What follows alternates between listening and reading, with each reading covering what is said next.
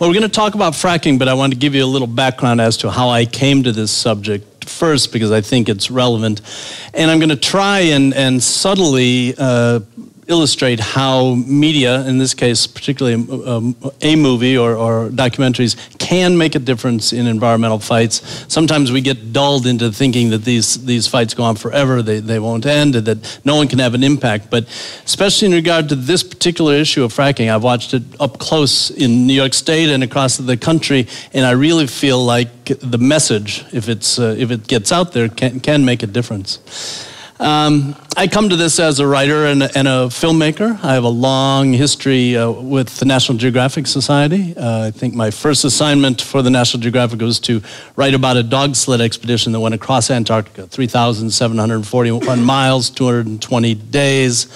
And that was in 1989 and 1990. So 25 years later, I'm still associated with the Geographic. You know, we tend to think of the Geographic just as that yellow bordered magazine, but it's a big media company. So once you're in and once you're creating content, which is what they need, you know, you end up working for the magazine, the book division, the film division, the TV division, the education folks, the mission, which is, you know, the fulfilling the society's nonprofit goals, etc.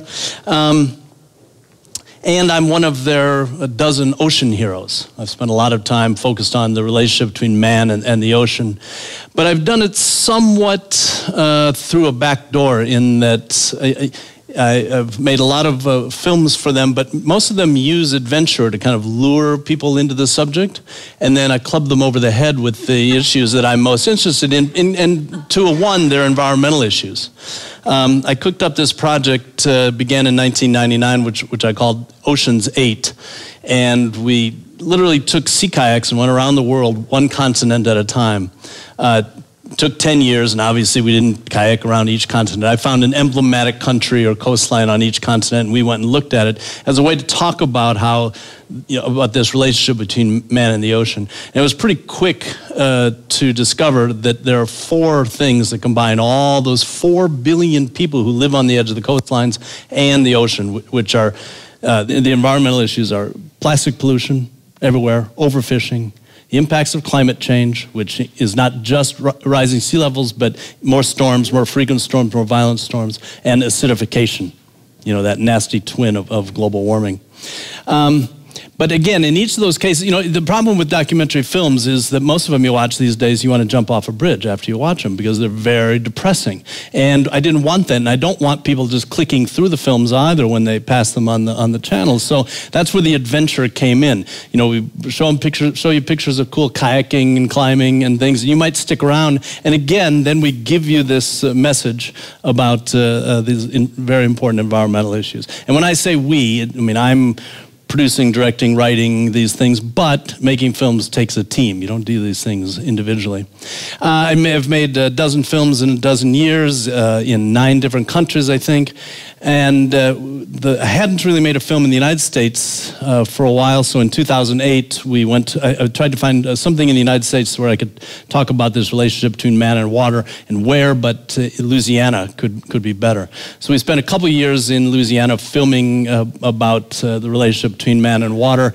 And we were finishing the film just as the Deepwater Horizon exploded, so we stopped finishing the film and went back and re-reported it. And then I toured that film for a year afterwards. But it got a little frustrating in regard to this, you know, can movies make a difference? Because at the end of screening the film, you know, we'd have these long Q&As, and people would be very distressed about this oil that had spilled into the Gulf, and, you know, we showed it in the film, but when I'd ask people, well, okay, we don't like this oil spilling into the Gulf scenario.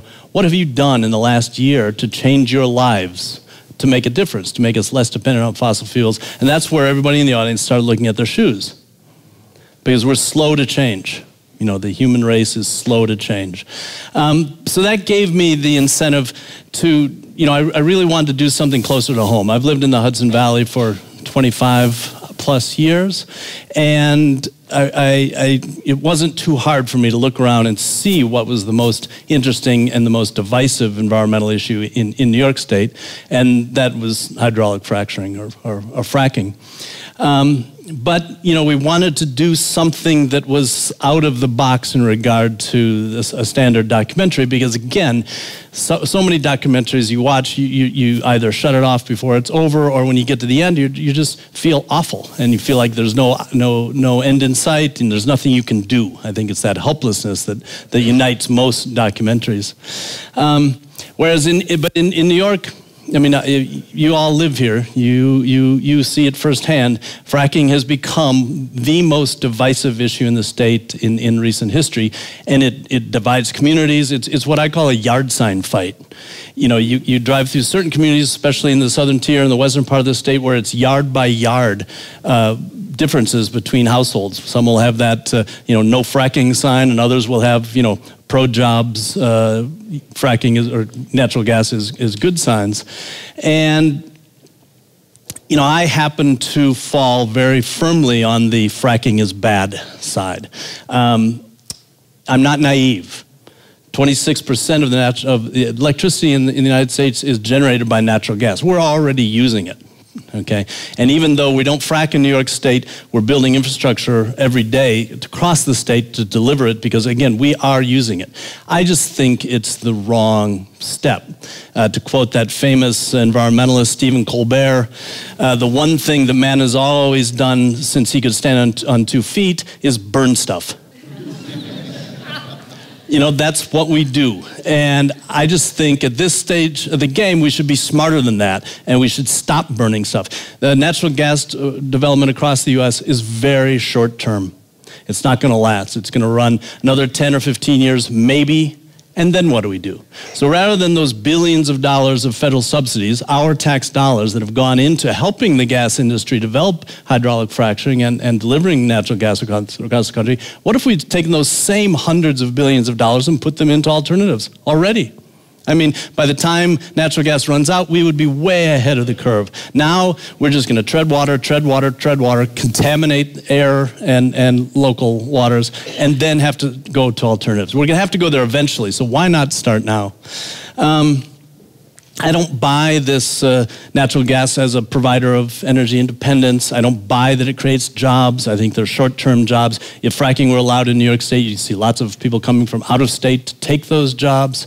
I don't buy that natural gas is a cleaner energy, because if you really look at the process and the methane leaks, which are a sizable contributor to global warming, that's pretty easily debunked. And I certainly don't buy this notion that it's a bridge to the future, a bridge from coal to alternatives. To quote another filmmaker who works in this genre, Josh Fox, it's not a bridge to the future, it's a gangplank. And so I think we should be really cautious about that. Obviously, I couldn't use adventure to lure you to the issue of fracking, so instead we decided, let's use music.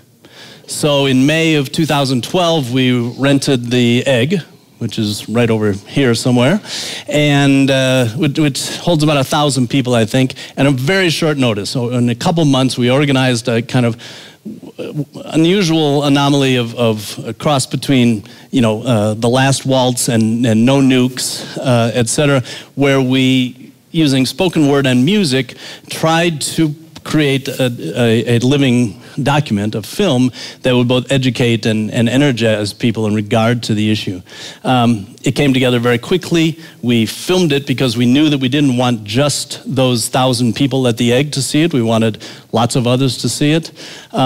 We got lots of people involved, some with more famous names than others, including Mark Ruffalo and Melissa Leo. But I will straight off debunk that notion that the anti-fracking movement is motivated by celebrity. These are not celebrities. These are your neighbors who just happen to have a slightly better recognized name. We got incredible musicians. But the key was they were all New Yorkers. They were all volunteers. And they all showed up. It was the most kind of kumbaya moment I've ever seen, because everyone was there for the right reasons. There were no egos, etc. The great documentary filmmaker Alex Gibney showed up, and with a crew of 15, filmed the whole thing on 7 cameras and handed me out the hard drive at the end of the night. And 5 months later, we premiered it at the Woodstock Film Festival, and no one had seen it, not even the organizers of the festival. They just trusted us. It was their open opening night show. They just trusted that we were doing the right thing. I can't show you the whole film, but I would like to show you a clip, so maybe we can press play and see what we get.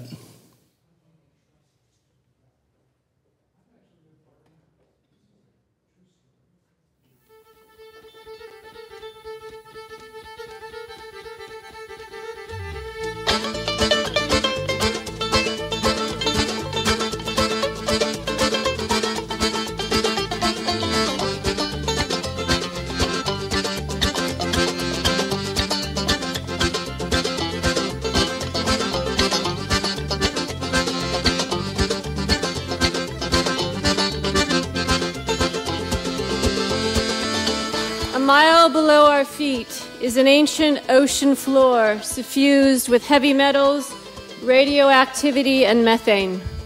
The Marcellus Shale, our bedrock, our subterranean coral reef. The gas inside the Marcellus is scattered like a fizz of tiny bubbles, a petrified spill of champagne. Until a few years ago, it was too difficult and too unprofitable to capture. Enter an extreme form of fossil fuel extraction called high-volume horizontal hydraulic fracturing.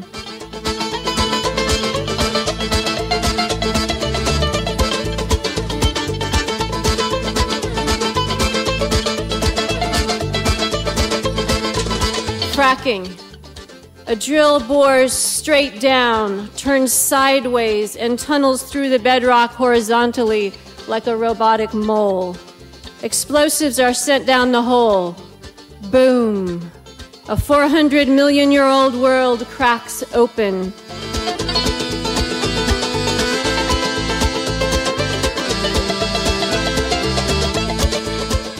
Boom. Frack.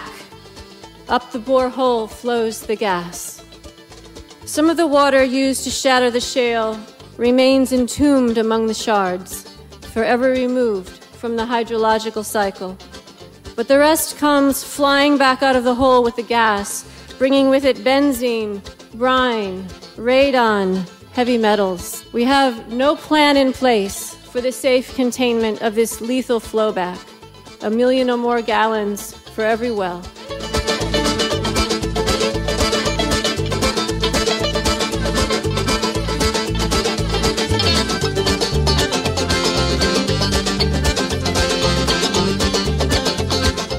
Each well is a chimney in the earth, venting toxic gases into our communities. Each well requires an access road, a 5-acre well pad, a spider's web of pipeline, 50,000 gallons of chemicals, 4 to 9 million gallons of water, and at least 1,000 diesel truck trips. Between 34,000 and 95,000 wells are envisioned for upstate New York. Do the math.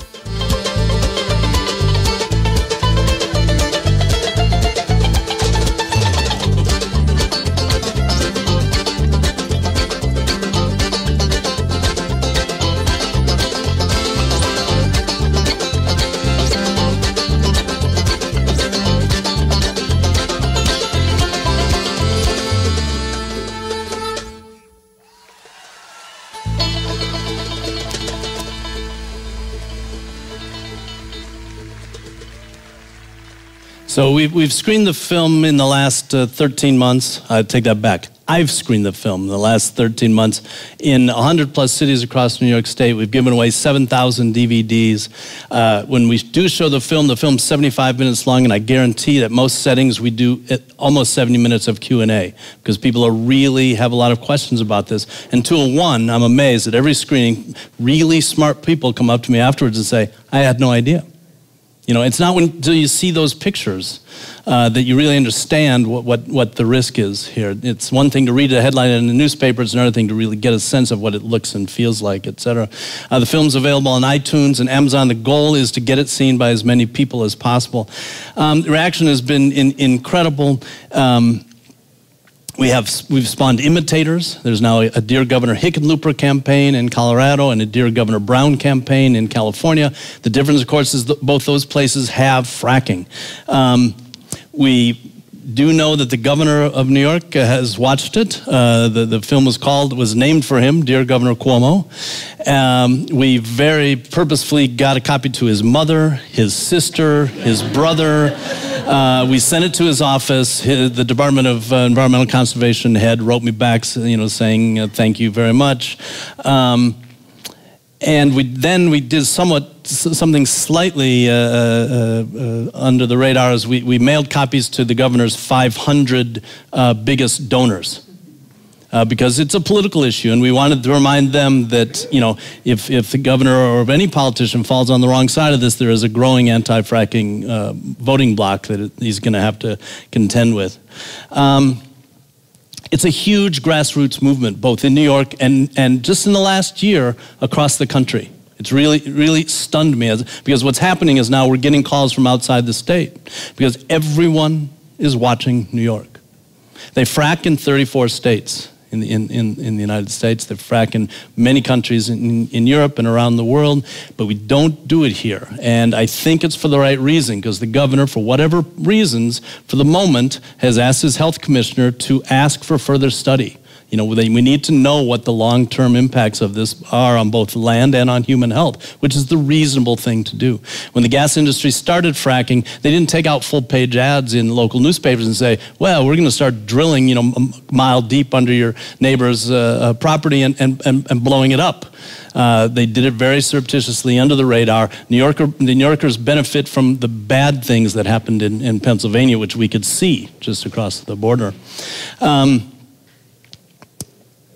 But I think what really compels me to continue to push this film out there is that it's making a difference.